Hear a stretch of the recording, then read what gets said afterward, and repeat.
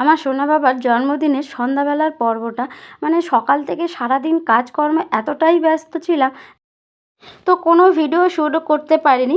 তো তারপরে এই যে সন্ধ্যাবেলা একটু কেক কাটা হবে আর আশীর্বাদ করা হবে, তো সবাই একটু সাজিয়ে গুছিয়ে নিচ্ছিলাম।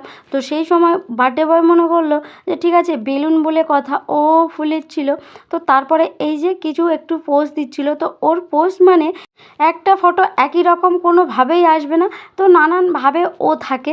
তো দেখেছি যতবারই ফটো তুলি না কেন ওর একটা ফটো একই, মানে অনেকগুলো ফটো একই সঙ্গে একই রকম পাওয়া যাবে না।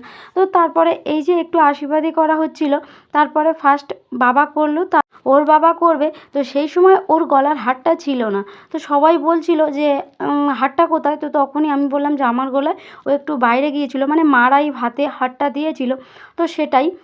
তো সেটা পরিয়ে দিচ্ছি, আর আমার ভাই বোনেরা বলছে যে এখন কেন দিচ্ছিস, মানে যখন একটু পরেই দিয়ে দিবি, মানে ওটা গিফট হিসাবে আমাকে দিতে বলছে।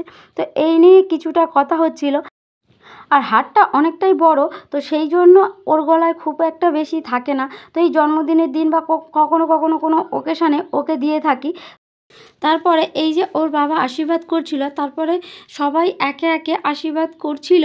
কি বলো তো, এবছরও ভেবেছিলাম যে ওর জন্মদিনটা এভাবেও করব না, মানে একটু কেক নিয়ে আসবো আর একটু পায়েস কিনে ওকে মানে দিয়ে একটু সেরে দেবো।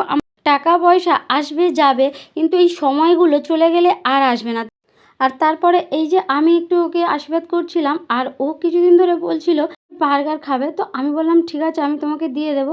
তো সেইভাবে দেওয়া হয়নি, তো এটাই ওকে দিলাম। তো ও এতটাই খুশি, মানে যেই সব পায়েস খাওয়াচ্ছে বলো বা কেকটা কাটা হবে, তো তার আগে খালি খুলতে যাচ্ছে ওটা একটু খাবে।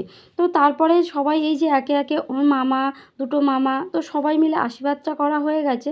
তো এরই ফাঁকে মানে কেকটা কাটাও হয়নি, তো এরই ফাঁকে ও ওটা থেকে এক কামড় বসিয়েও দিয়ে দিয়েছে।